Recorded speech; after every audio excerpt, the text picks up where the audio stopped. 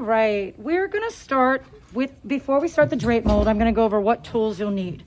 Always, you'll want a sponge and water, usually clean water.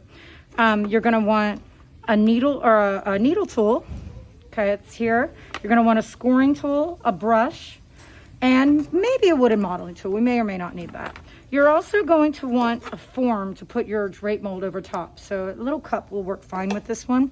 And you're gonna want, you know, you pick which ones, but you're gonna want a large cookie cutter and a small cookie cutter to make your foot, okay? And you pick the size, or you could always just cut out, you know, and wing it by hand, or make your own stencils. So I'm gonna put this tray forward.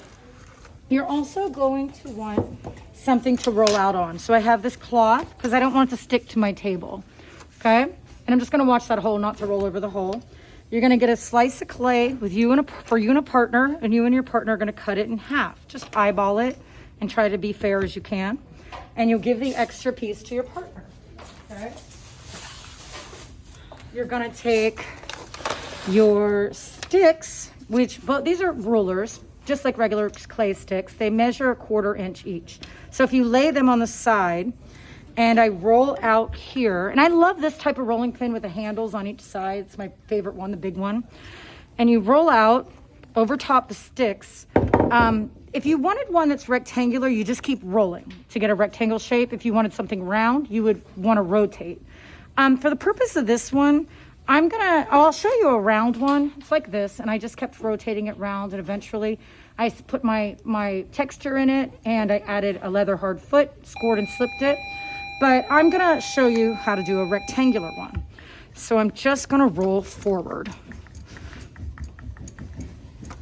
And I can come up with, you know, a perfect rectangle if I wanted to go geometric, or I can do something more organic. What would you guys like to see today? Organic or geometric? Organic. Geometric? I heard geometric. Since I already have an organic one here, I'll do a geometric one. Sound good?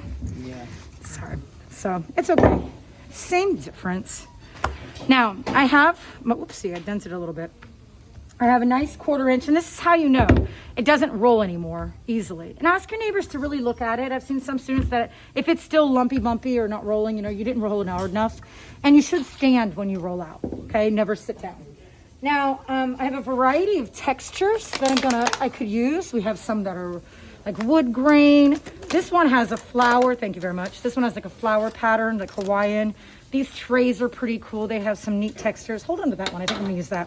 We have some like snake skin or like dragon scale, brick, different bubble ones, wavy ones, and just a whole plethora of textures around the classroom. You could also put in your own, add your own textures, correct? You could even carve into some of these. I like this tray, so I'm gonna use that. And I'm basically just gonna take the tray and I'm gonna push. If I were to use one of the other textures, I would typically roll, and I guess I could push the rolling pin into that. I don't know how well it would work, but I'm just gonna push with my hand. And I'm gonna take the sticks away for a second. I don't wanna go too thin, so you wanna be careful there, but kind of just push a little bit. And then slowly, it's gonna wanna stick to this tray, so slowly peel it back off the tray. Ooh, and I have kind of a neat texture there, okay? So I'm gonna now just take another stick because I want a very geometric form. I'm just gonna do a perfect rectangle. You see how I could have went wavy though around the sides with it? And kind of like how this is off-centered though. I don't know, it's up to you how you want to do your own. Now, should I smooth this on the edges so it's not sharp? Yeah, definitely, right? So, and there's a little hair in there, and that's okay. Hair will burn off at 2,300 degrees. Okay.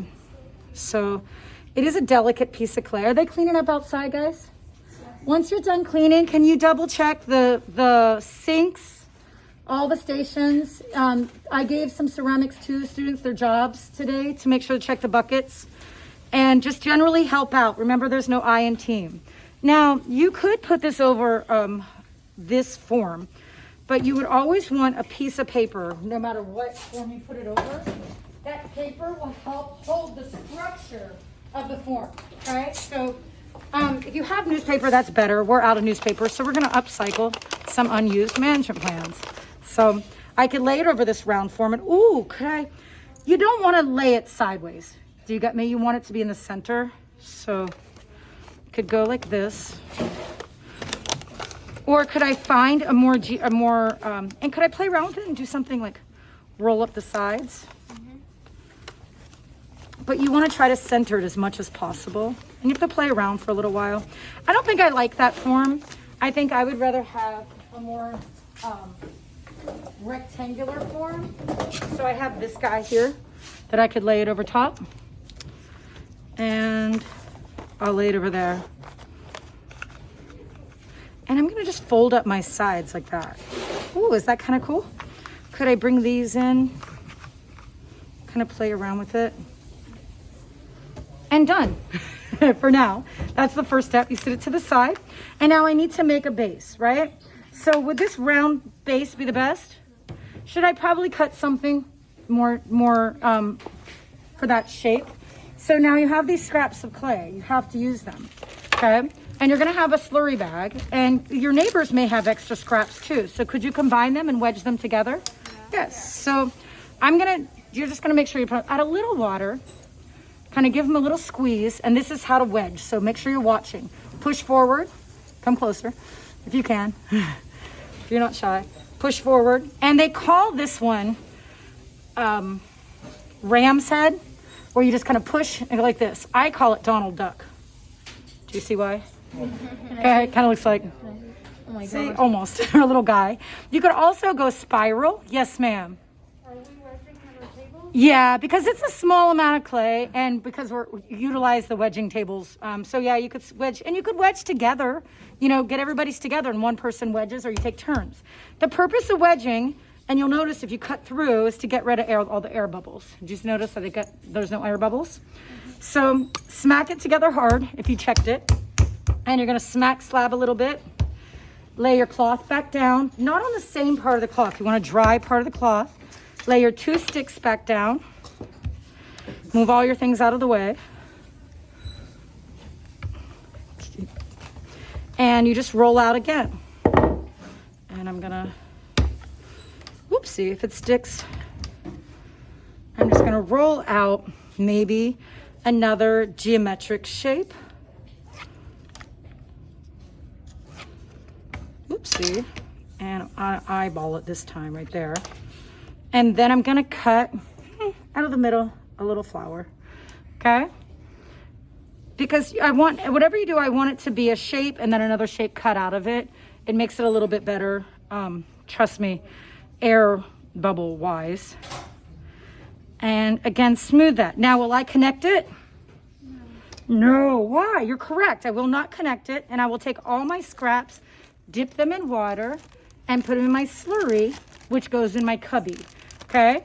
I'm gonna take a piece of paper, cut it, delicately lift this, sit this to the side, and do I lay this here or do I lay the paper first? Paper, okay? And I'll lay it on top, and then I can go blow dry, correct? Okay, when I go to blow dry, I would probably, this has a little dent, so you should go and blow dry this separately. Maybe lay it on a tray and put them all together like this on a tray and take it over to blow dry, okay? And then once they're blow dried, you would slip and score. All right, now I'm gonna show you how to slip and score, one that I already have ready, that's leather hard. So when you do that, the tools you need to slip and score, water, scoring tool, and eventually a brush, okay? So this is called scoring. I did the wrong side there. You want to really fill up your water because you want your scoring tool to get really wet, and then you need to go in and make it really muddy. So it's almost like furry. Okay, can you guys come closer if you can't see this, please? Come closer to the camera. Okay. And a lot of furriness. And then take it and like kind of give it a little stamp where, because you have to score and slip both sides of the connections. Which, just one side or both sides, guys? Both. Okay, and I'm just gonna run right across. Am I gonna use my brush later to clean it up? Yeah. And put a little pressure, find something flat and put a little pressure, okay? And then I would take my brush, thank you guys for being patient, and run it around and clean all those scoring marks up. Do you have any questions for me? You've been a great class. Bring your Chromebooks tomorrow, and everyone have a wonderful day.